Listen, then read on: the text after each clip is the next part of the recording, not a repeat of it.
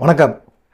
நத்தம் ஊராட்சி ஒன்றிய பெருந்தலைவராக இருக்கிறவர் ஆர்விஎன் கண்ணன். இவர் யாருன்னு கேட்டிங்கன்னா, நத்தம் விஸ்வநாதன் இருக்கார்ல, அவருடைய மச்சினன்.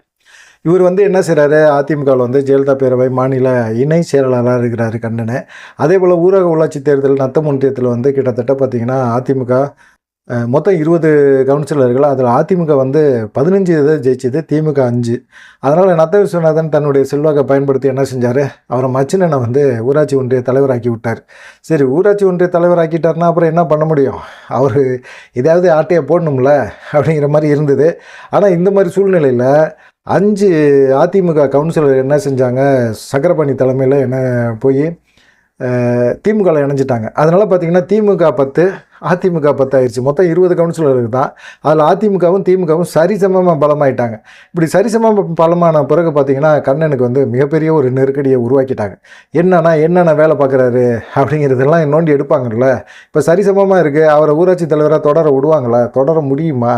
ஏற்கனவே பஞ்சாயத்து கிட்டத்தட்ட 3.5 கோடி ரூபா ஊரக பணிக்காக ஒதுக்கப்பட்ட அந்த திட்டம் இருக்குல்ல, டெண்டர், அது ரொம்ப மோசமான ஒரு நிலைமையில் அவர் டெண்டரை ஒதுக்கியிருக்கிறாரு, அவர் சொந்தக்காருக்கு ஒதுக்கியிருக்கிறாரு அப்படிங்கிற குற்றச்சாட்டுலாம் இருந்தது. அதில் முறைகேடு நடந்திருக்குது அப்படின்னு சொல்லிட்டு அதிமுகவில் திமுகவில் போய் இணைஞ்சாங்கள கவுன்சிலர்கள், அவங்க ஒரு இதை பண்ணுறாங்க, ஒரு பஞ்சாயத்தை கிளப்புறாங்க. உடனே இந்த பஞ்சாயத்து என்ன செய்யுது, மாவட்ட ஆட்சித்தலைவர் பூங்கொடிக்கு போகுது. பூங்கொடிக்கு போனோன்னே இந்த டெண்டரில் முறைகேடு இருக்கா அப்படின்னு ஆய்வு பண்ணுறாங்க. முறைகேடு இருக்குது அப்படிங்கிறது தெரிஞ்ச உடனே என்ன செய்கிறாங்க, இந்த டெண்டரை ரத்து பண்ணிடுறாங்க. சரி, இந்த டெண்டரை ரத்து பண்ணதோடு முடிஞ்சு போச்சா அப்படின்னு பார்த்தீங்கன்னா, இந்த டெண்டரை முறைகேடாக இது பண்ணதுக்காக வட்டார வளர்ச்சி அலுவலர் கற்பகம் உள்ளிட்ட 4 பேரை சஸ்பெண்ட் பண்ணியிருக்காங்க. இது நத்தம் விஸ்வநாதனுக்கு மிகப்பெரிய ஒரு பின்னடைவு, பிரச்சனை. நத்தத்தில் திமுக இப்போ அதிகப்படியான ஒரு இதை கொண்டு வராங்க. அப்படிங்கும்போது இப்போ மச்சினருக்கு பிரச்சனை அப்படின்னா, நத்தம் விஸ்வநாதனுக்கு அந்த பிரச்சனை வரதுக்கு வாய்ப்புகள் அதிகமாக இருக்குது அப்படின்னு சொல்கிறாங்க. நத்தத்தில் இந்த பஞ்சாயத்து இப்போ ஓடிட்டுருக்கு. பார்க்கலாம், இனிமேல் எடப்பாடி கூட இருக்கிறவங்களுக்கெல்லாம் அப்படியே சிக்கலை உருவாக்குவாங்கள்ல. உள்ளாட்சி தேர்தல் வேறு வரப்போகுது.